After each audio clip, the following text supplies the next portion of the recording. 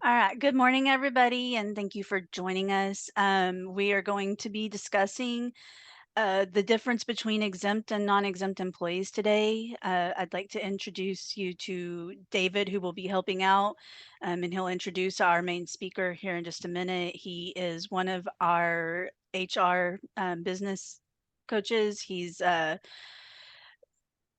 been one of our experts on these for um, I hear someone saying they can't hear. Is anybody else having trouble hearing?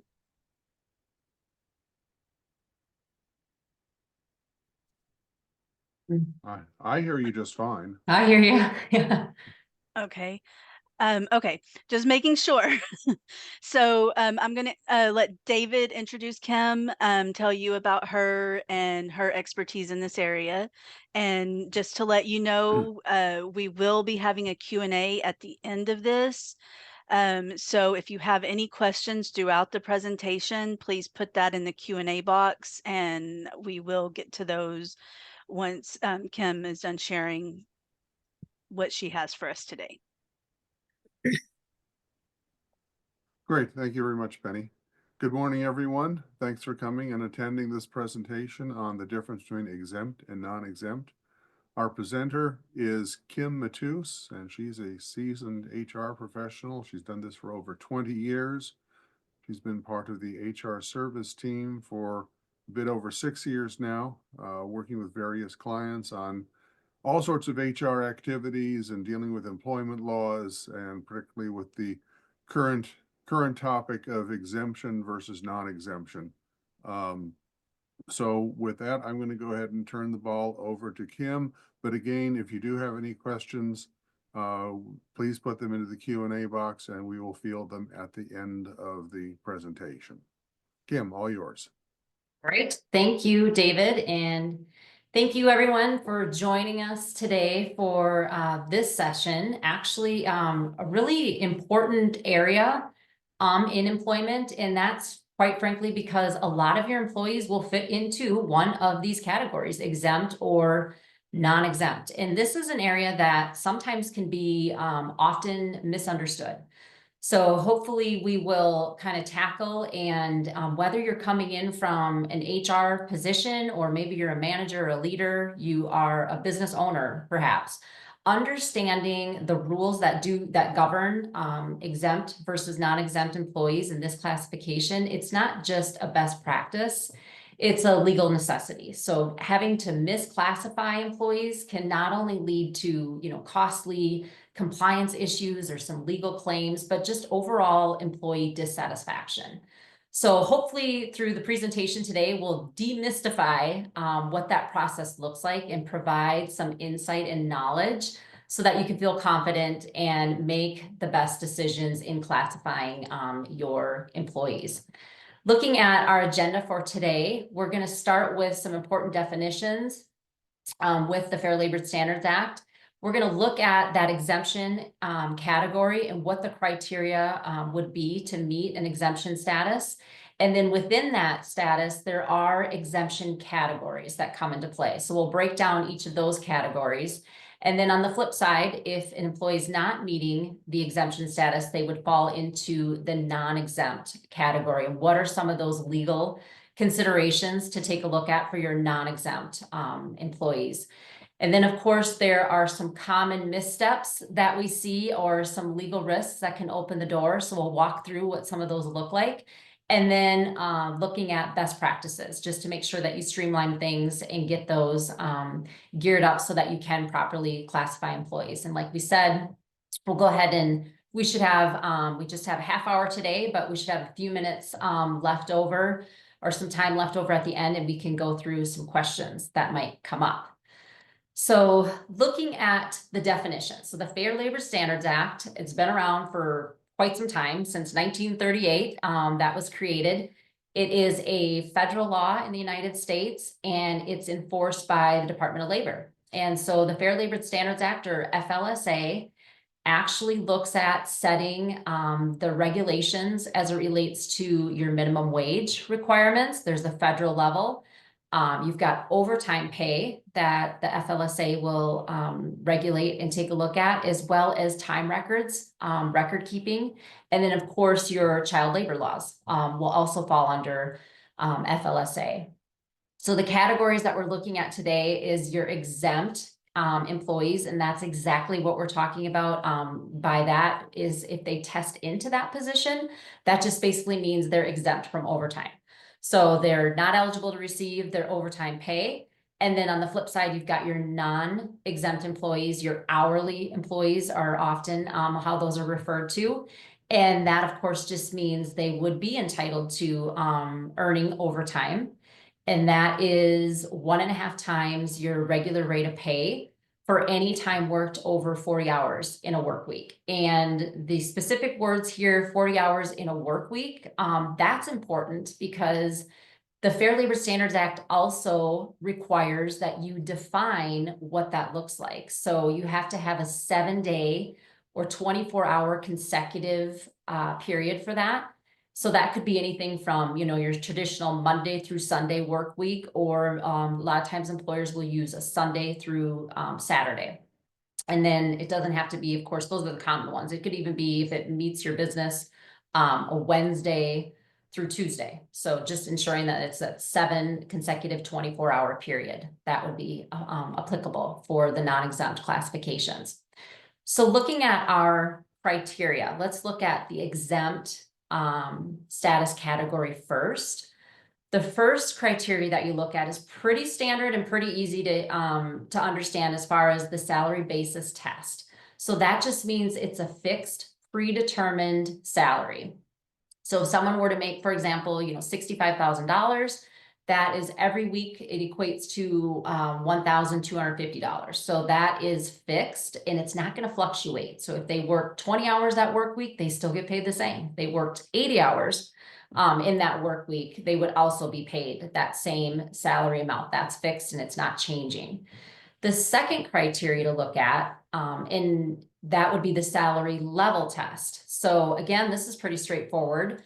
It's at $685 a week. Many of you probably went through the exercise last year in 2024. The Biden administration, it was spring of 2024, had a final rule in which they took a 2-phased approach. So they were going to bump up that exemption threshold, the salary level test.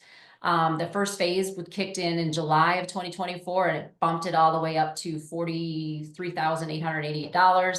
And then it was supposed to go up again in January, all the way to $58,656. Of course, that was blocked by a federal court. So what that means today is we are back to that $35,568, which equates to $684. So there has been some activity. I know several organizations had to go through the exercise, and maybe you did end up changing some of your positions or making some decisions to do that. But we are, of course, at that initial level of 684.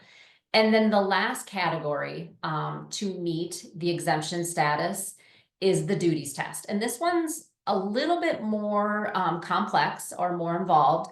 And this is where your employees, their roles, their essential functions of the position, they do need to test into a certain category, an exemption category. So it's not only about just meeting a salary or what that looks like. You do have to hit 3 of these components. I do want to point out, a lot of times we'll hear from organizations and they'll just automatically assume, yeah, this has been an exempt position. They make $75,000 a year. That, like I just indicated, if you don't test into, if the position responsibilities don't test into, it doesn't mean it would necessarily qualify for an exempt status just because you earn a salary. So let's break down what these categories are for exemption status. The first is your executive category, and then you've got your administrative and your professional. These are oftentimes referred to as white collar exemptions, your EAP. So we'll look at those further to see what qualifies for each of those categories. And then other common areas are the computer employee category for exemption, and of course your outside sales. So let's break down our executive category. I do want to call out that just like to meet the salary or the exemption status, you have to have all three of those criterias, which when you're into the category that this position falls into, you also do need to hit all of those requirements. So if there's, in this case, the executive requirement, the primary responsibilities or the primary duties have to be managing the enterprise or the department or the subdivision of the business. So that's the first component. And then you also have to regularly supervise at least 2 full-time employees. And then a third piece here to qualify, so you have to hit all of them, is you must have the hiring and firing capability or the authority to hire and fire, or it could be any change of status. So maybe it's a promotion, or if there's a level change like administrator 1, 2, 3, you are determining what those look like. So all three of those pieces need to be met. Some common areas or examples, maybe positions that would fall into this executive category would be like a restaurant general manager. You could even have a assistant general manager or assistant store manager that could, as long as they did supervise a team, maybe they were responsible for the wait staff, had to hire and fire and make some of those status changes. So if they've supervised 2 or more and had the authority, an assistant manager could also be exempt category 2. The next piece we'll look at is the administrative. This one actually is probably the more broad category. And by that, I mean, it's just more flexible in nature, because to qualify, you've got 2 pieces here. The first of which is you are performing your office work, your duties. They're directly related to the business operations. And then number 2 is you're exercising independent judgment on significant matters. So not as in-depth, but the piece I'll call out here is significant matters. What that means is you are basically utilizing discretion and independent judgment that involves, assessing and analyzing possible outcomes or courses of actions to take. It can't just be your routine kind of clerical responsibilities, or if there's applying some skills that is around well-established policies and practices. So if this, then that, you kind of just, it can't just be your routine stuff. So it does have to have discretion in nature. A common area of positions here for the administrative would be like a project manager. They'll oftentimes work to set timelines, maybe adjust those timelines. They'll have to negotiate with the vendors, and then also allocating resources, resolving some escalations. So obviously utilizing some discretion, some independent judgment on things, or it could even be an HR generalist position. If they have to recommend hiring or firing employees, what types of employment, employee relations scenarios to take, or what actions to take, and creating policies. So certainly examples of common positions that would apply for this category. The third category is the professional category. So this is broken into, it could be 2 areas. You've got your learned profession. So that requires your advanced knowledge and skill.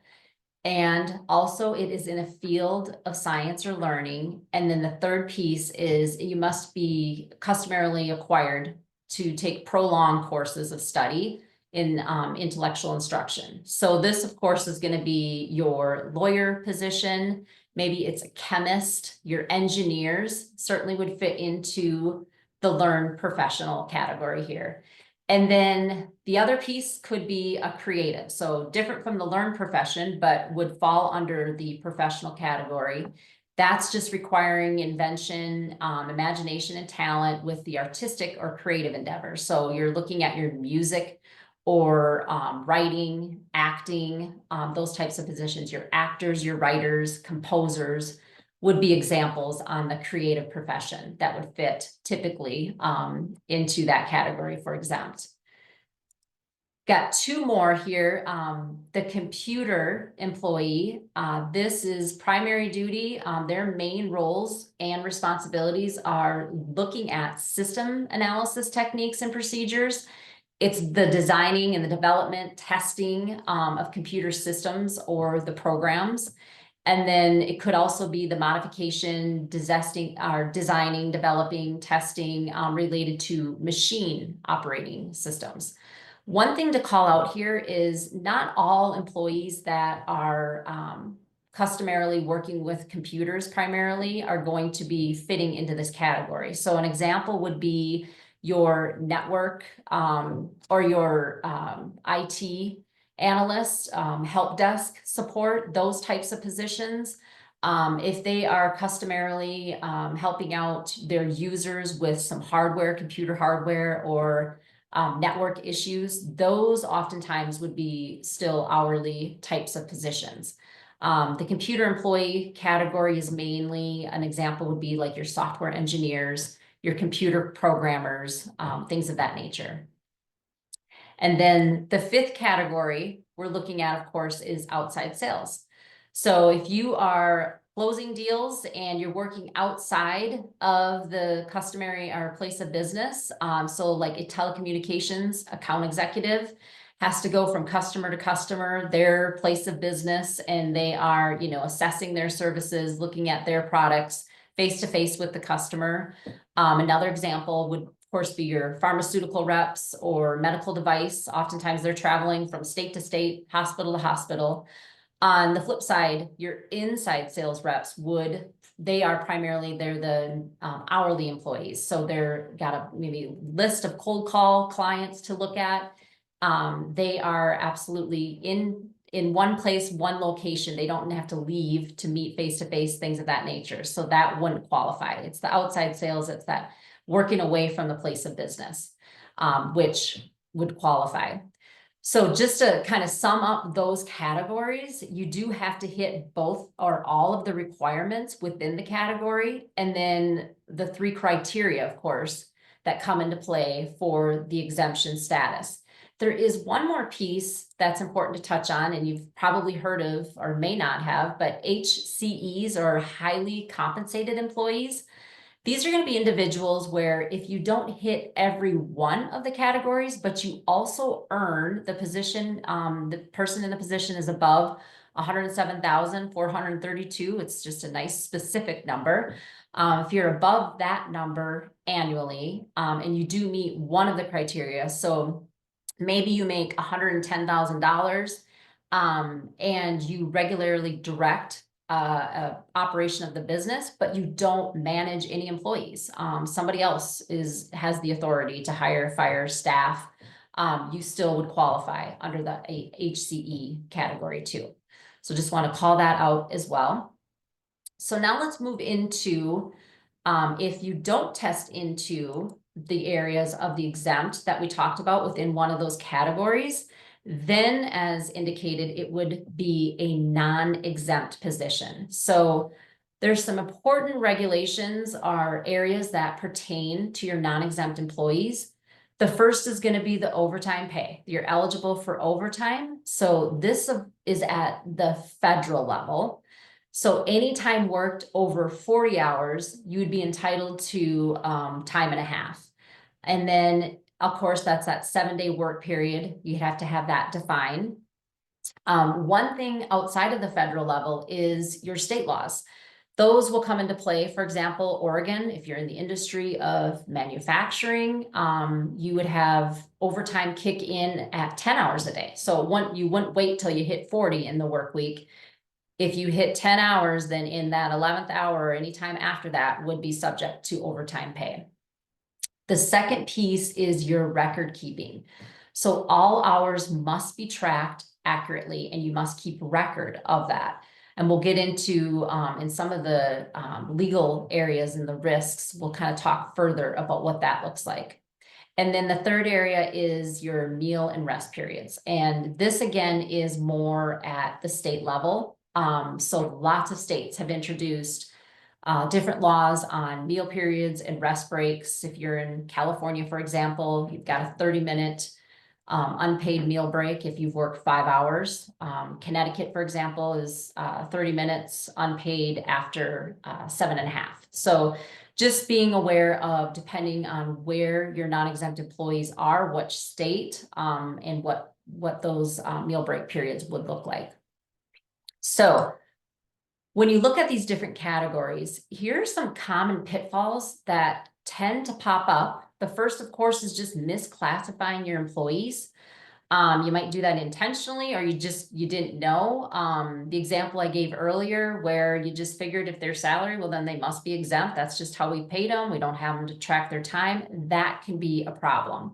So you want to make sure that you take a look at each of those roles and responsibilities and making sure that they do actually qualify for exempt, if that's how you have that categorized. Another one is assuming that the title means that they're going to be exempt. A common one might be operations manager. So even if they have the title of a manager, that does not necessarily mean that they are entitled to exemption, or they would fall into that category. You could have a, like this operation manager that doesn't oversee any employees, and then therefore they wouldn't, of course, test into that. And then the third area is failing to track time. We oftentimes will see or hear of that time that's worked off the clock and it's not recorded. That can be a big area of concern. Or if it's unauthorized time. An example would be an employee works 50 hours in a work week and that time was never approved by anybody. You can't go back and say, we're not paying you for that 10 hours of overtime. It wasn't approved. You've got to make sure that you pay any time that was worked. What you could do is you could write that person up, or potentially you could even fire them, depending on your policies and what that looks like. But you do need to make sure that you're paying them accurately for all time worked. And then another area is not paying the proper overtime. I would say this area might come up, gets a little bit more complex, and that's with bonuses. So the Fair Labor Standards Act actually defines a couple of different scenarios with bonuses. The first would be your non-discretionary or your discretionary. There's two categories. So a non-discretionary bonus absolutely must be included in your overtime calculations. An example of this would be your performance metrics. So if you've got a quarterly bonus that you pay your employees, your non-exempt employees, by achieving those goals, that certainly would be something you need to look at and how that's paid. And that would be, you'd want to factor that into your overtime calculations. With the discretionary bonus, what that looks like is more of, let's say an organization says, oh, holiday pay, we're going to go ahead and, give everybody a $500 bonus this year. It wasn't planned. It wasn't written in offer letters. The company at the sole discretion had determined that. It was kind of that last minute thing. That would be an example of a discretionary bonus where it would not come into play with the calculations. So just making sure that overtime is paid properly. So now we know kind of some of those areas to avoid. Let's look at what some of those best practices are as it relates to kind of, whatever category your employees fall into.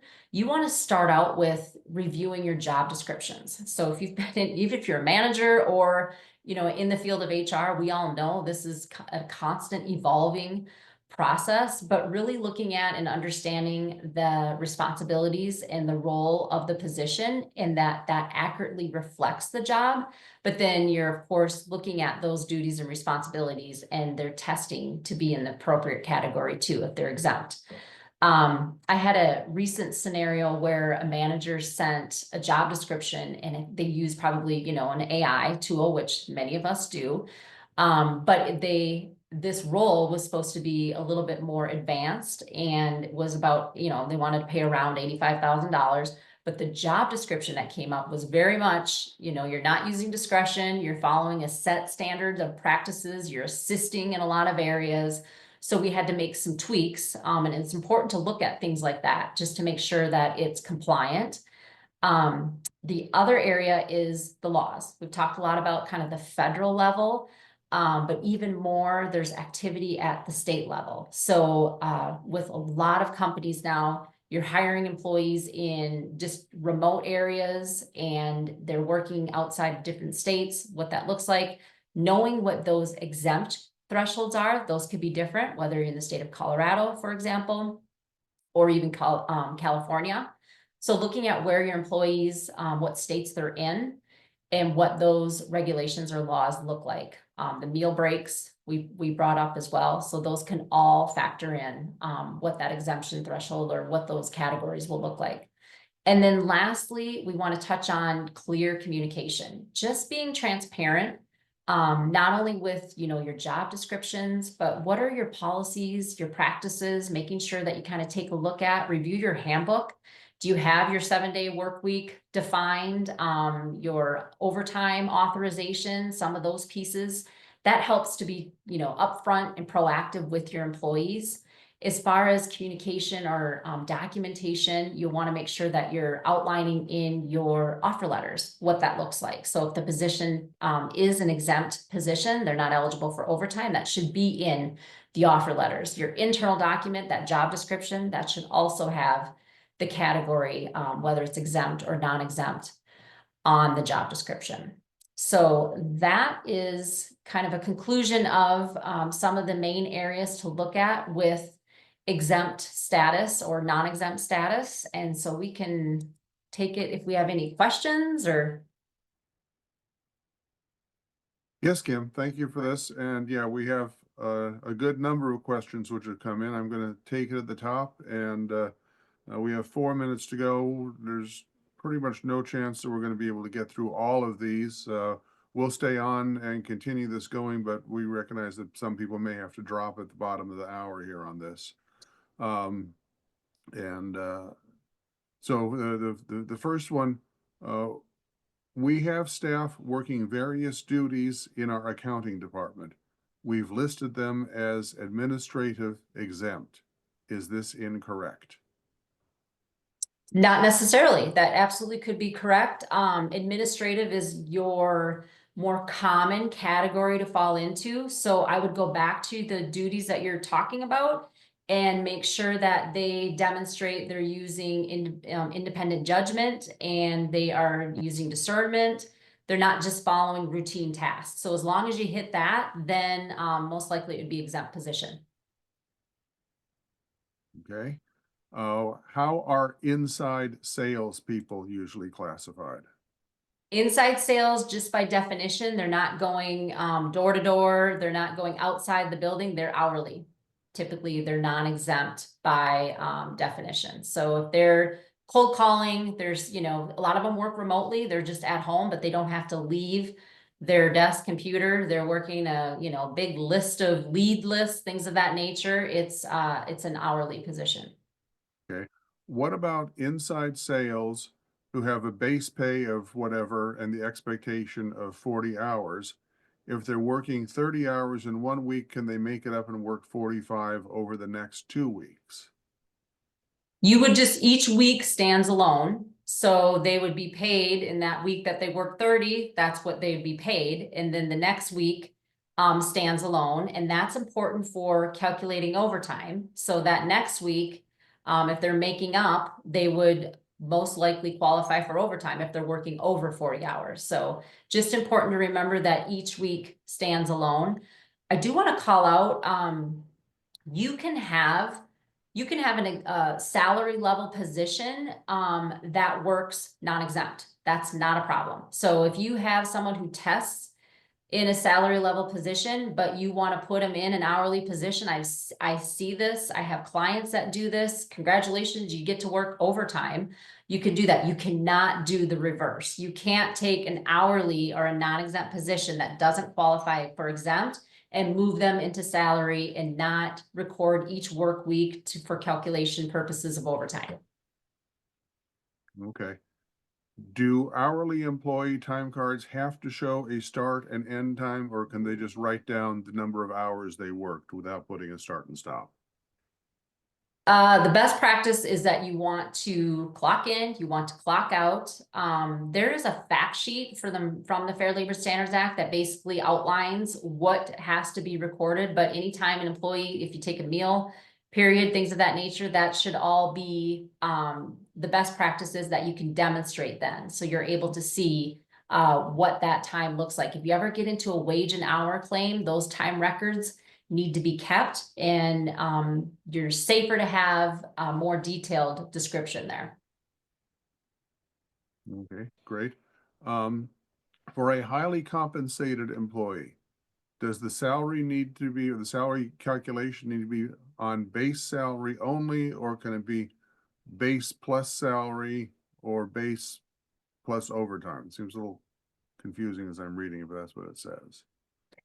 So that's a good question. I'm going to take it as the, does it have to be base salary alone? You can take a 10% of commission or bonuses to help you get to the level of exempt status for that threshold. So that's not just the HCE, the highly compensated, that's any of those. If you're making a commission and the base is a little bit under, you can use 10% of earnings in another category like bonuses and commission. So that's a good question to clarify. There's something about overtime. So if I'm understanding that correctly, if you're paying overtime, then you are treating them as a non-exempt employee, and you want to just be consistent that you're having them clock in, you're clock out, they're not an exempt salary.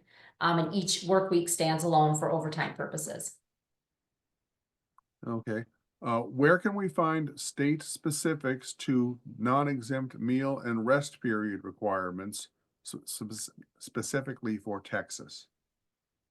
Oh, Texas is, off the top of my head, they're a great state typically from an employment law standpoint, just from the fact that there's usually not a lot that deviates from federal law. There's not a meal requirement, unless one crept in that I'm not aware of. David, you can confirm that, right? Texas has none. Yeah, not that I know of. Yeah. I'll look into that one, and if that's different, I'll make sure to include that with the PowerPoint that comes out. Okay, let me just again interject. If you have questions, please put them in the question and answer box, not the chat box. We have lots of them in the Q&A. I'm not sure we're going to be able to get through all the Q&A, and the ones in the chat box will very likely get missed. We'll see how it proceeds though. What if, another inside question, inside sales, an inside salesperson travels to conferences as part of their job? Will that still be considered hourly? Typically, no. Or yes, it would be hourly. Yeah, It's they'll still basic. be hourly. Yeah, it would be hourly. It's there. You're really looking at, with all of those categories of exemption, the primary roles, what they're routinely doing. So if this is kind of a one-off conference thing, a once a quarter, or a couple times a year, yeah, it doesn't impact that status. Okay. What would a piece rate employee be classified as? Do we have to track hours on piece rate employees? Piece rate is a whole different ball game. And that's certainly a category where, yes, you would have to clarify how they're being paid. And you'd want to make sure you keep appropriate records to make sure that that's documented and paid accurately. So you would want to track that each week as well. Okay. Again, I'm going to interject here. We have a number of questions which are very specific to individual situations. We're looking here at the higher level questions and the individual specifics. We'd be happy to talk to you backline if you'd like to give Kim or myself a call after this, and we can talk you through these things. How would dispatchers in the transportation industry typically be classified? Great question. I've seen dispatcher roles typically as non-exempt. Again, I would recommend looking at the job description and determining the roles and responsibilities that routinely happen.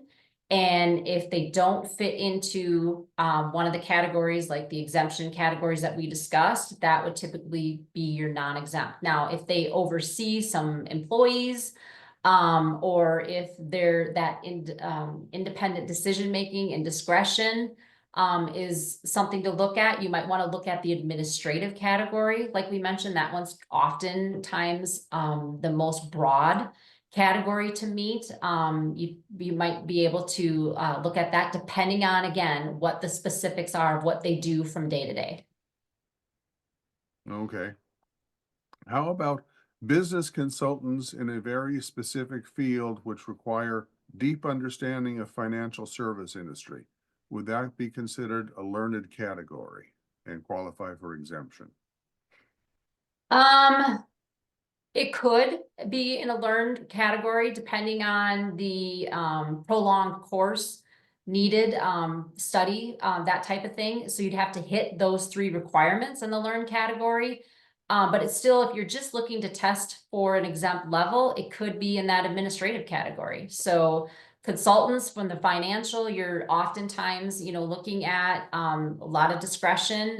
You have to analyze data, information, advising clients, knowing regulations. That could certainly meet exemption category for the administrative too. Okay. Here's a good one. What do we do if we realize that we have misclassified employees? What's next? Oh, yeah, this comes up. It really depends on what the specific issue is, but let's take, for example, you have an employee who you've classified as exempt, and whoops, clearly this is going to be a non-exempt position. Well, now we're looking at hourly pay and having to be eligible for overtime each week. So generally speaking, the Fair Labor Standards Act will go back about 2 years.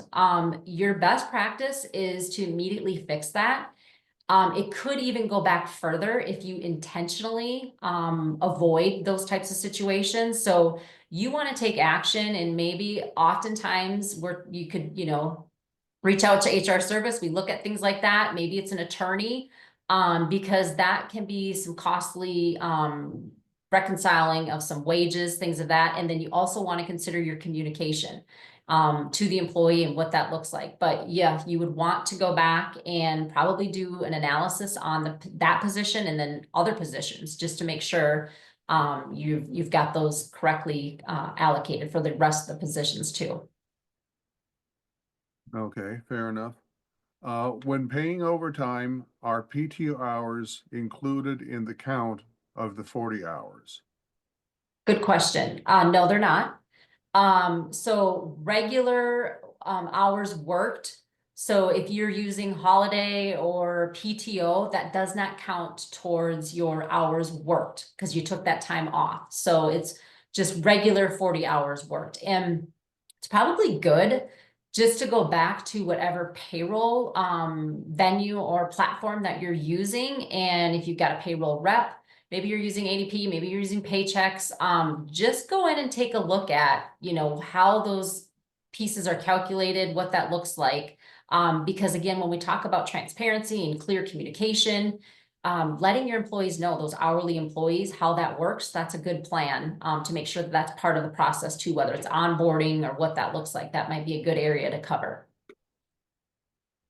Okay.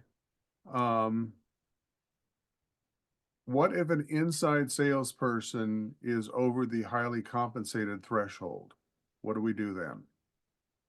You might have some leeway to classify that position as exempt if if they're at that 107,432 and they meet one of the other requirements. They don't have to meet all of them in a category. So that's kind of a I'm not going to call it a loophole. It's just it's a category in itself, the HCE. So that very well could classify as an exempt position.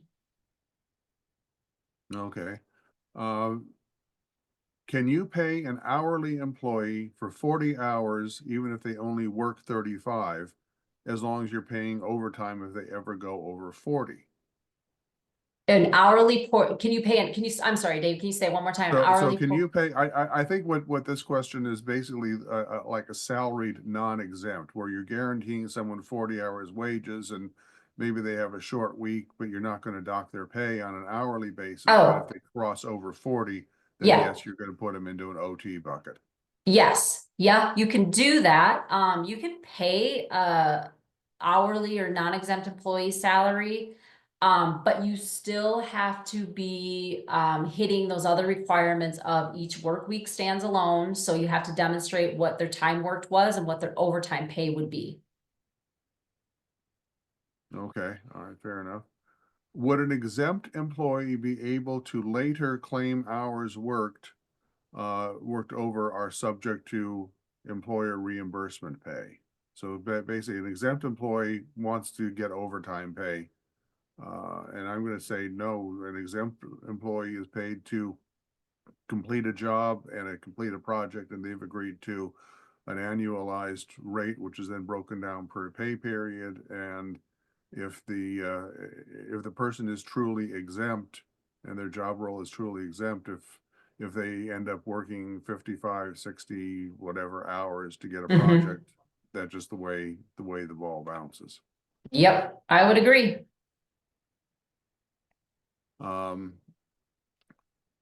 When will an exempt employee be required to use PTO or sick hours? You can have your exempt employees, whatever your bona fide PTO policy is, they still have to utilize and track that time. But it just doesn't, you can't dock them. You would have just be subbing out what that time is. They get paid the same fixed pay. You're just subbing out that time for whatever PTO hours that they have used or earned. Okay. So a manager of blue collar workers, can the manager also be non-exempt? Yes, possibly, yes. Well, yeah, yes and yes, because Sure. you could have a manager that tests into an exempt position, but I kind of alluded to that earlier. You can go the reverse in that scenario only. When they're an exempt position and they qualify and test into an exempt category, you certainly can pay them an hourly rate and they can qualify for overtime and you can treat them as a non-exempt employee. So yes. Okay. We have hourly individuals receiving a quarterly bonus based on a matrix. How would we calculate overtime on that? So the piece that comes into play is the time frame in which you're paying that. So you would take there's a regular rate of pay, and the Fair Labor Standards Act will define these further, but you would take that bonus amount and you would factor that into your regular rate of pay. So now essentially you have a new kind of earned hourly rate, and every hour of overtime that was worked, that would factor in, or that would be calculated with that new regular rate of pay. So that regular rate of pay would change depending on shift differential or the bonuses that are a non-discretionary bonus, which that example you just gave sounds like a non-discretionary bonus. So that would be factored in, and that new regular rate of pay would be determined based on that. If someone had been classified as an administrator, then they move to a sales position, which doesn't fit the admin requirement anymore, what do I do? Just put her on the time clock or what? Yeah, that happens a lot where you'll have employees that will, they may classify to exempt to a non-exempt. So then you would want to start them on the pay period and make that pure and whole for the work week. So they would start and they would just want to track their time. You want to probably have some change of status letter that documents that they now, effective this date, this position is a non-exempt position, eligible for overtime, and then just ensure that they are tracking their time. That can be a tough transition from exempt, especially if they've been doing that for quite some time, not tracking time and then going to track time, but the same kind of practices would apply. So they would just want to make sure that they're getting all of that into whatever your platform is. Okay. We've got a couple of questions on this. I think we're going to do 3 or 4 more. And I'm sorry, we just have so many questions. We just can't, in practical terms, get all of them done. These are kind of together here. Exempt employee has no PTO hours. They've exhausted all their sick and vacation, and they still need time off. Can you reduce their pay for that week? It's a great question. This actually comes up quite a bit, and You have to be careful on how, when you're docking pay, because this is what could, in fact, negate your exemption status for that individual. So in the terms of a PTO situation, you can dock pay if for a full day's absence for personal reasons. And the Fair Labor Standards Act actually gets kind of specific with that. But when it comes to PTO, you'd want to have a bona fide plan in place. So you're not docking pay, you're just subbing out the hours that they received. Then after that, I would look at, it could be an unpaid type of absence, depending on if that qualifies. If sounds like they're sick, it could be an unpaid type of leave. And so that you would document it on, you could dock pay from those types of situations. FMLA is another example that comes up. You can, you're not paying someone, that's an unpaid leave too. So that's an appropriate time where you can, you would adjust their time for that, or their pay, I should say. Okay. Hey, here's a quick one I'll take. Can non-exempt employees earn comp time and OT at the same time? Well, the non-exempt people, they're racking it up, and whether you treat it as comp time and let them take additional time off, or whether you pay it as overtime is discretionary on the company. So it's, you know, they're racking up the hours, and how you treat it, whether you do it as a comp or whether it's paid as OT is on the employer. Okay. Is there a form that we can give to our managers to help them classify employees to whether they're exempt or non-exempt, or which exemption category? Yeah, there's different checklists that can be developed to help with that. I know on our HR compliance, we have various tools that can assist too. But basically you're looking at the job description is an important tool there, and just making sure that it's accurate, as long as it's an accurate job description. And then looking at what those categories are and just making sure they hit every one of those. Okay, just going to do a couple more. In our increasingly connected world, and with a fully remote distributed workforce, is there an amount of time that is considered trackable time, payable time, when a non-exempt employee checks their email or their chat and responds outside of the normal working hours? Yes, I like this question too. In fact, the Fair Labor Standards Act does have what they call the de minimis rule. So you are not liable to have your employees track. They haven't defined what that set of time is, other than these insubstantial amounts of time where it's a few seconds, a few minutes. Some court cases have determined you wouldn't have to track that. If it's insubstantial, not, you know, to business operation, or it's just so, you know, just a few seconds, you're checking something. Yes, you send an IM in Teams. That very well may be something that does not have to be tracked. However, a lot of times we see where an employee is back and forth emailing, and it's 9 o'clock at night, and there's documentation in the discovery that, yes, we are aware this employee was working. And so, yes, that time would have to, you know, you're talking 10 minutes, 15 minutes. You would want to be aware of that and make sure your employees are aware of that. That's time that has to be tracked. Yeah, and you'd also want to point out to them they really shouldn't be answering those calls unless they're emergency situations that they have to answer. Yeah, coaching and guidance on what that looks like for unauthorized time, or not unauthorized time, but just when those things happen, if that's something that you don't want them paying attention to. Sometimes in some positions, it's part of the role, so that may come up. It's just a few minutes here, a few minutes there. If it's really in you know, a short period of time, couple seconds, a couple minutes, then you might be okay. But once you get beyond that, then you're needing to track that. Okay.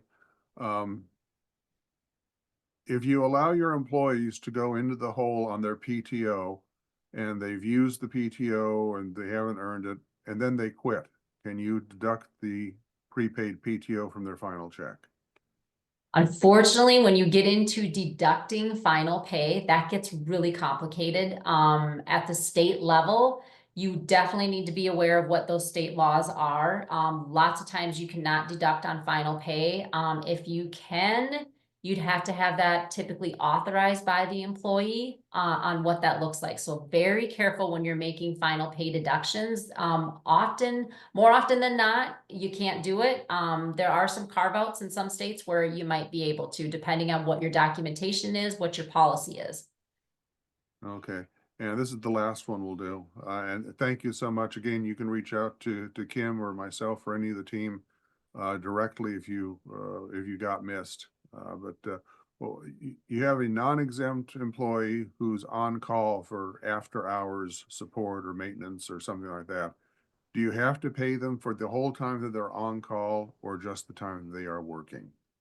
That depends. If they are required to be available, that will factor in where you may have to take a look at that. But oftentimes it's when they are on the clock, when the on-call kicks in, that's what they're tracking and that's what would be paid. Okay, fair enough. All right, we'll wrap up the questions at this point. And thank you all. Penny, was there anything else we wanted to cover? No, just if as David said, for those of you who didn't get your questions answered, go ahead and reach out directly. We'll try to get those answered. If you have specific situations that you're dealing with that you just need some guidance on, feel free to reach out to us. You can call us 833-685-8400 extension 2 or email solutions@hrserviceinc.com and we can work with you on getting the guidance that you need for those situations. Everybody, just a reminder, you will get an email with the replay either later today or tomorrow if you joined us.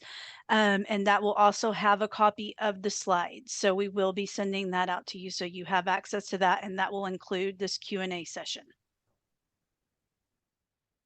Okay, great. Thank you very much for everyone for attending.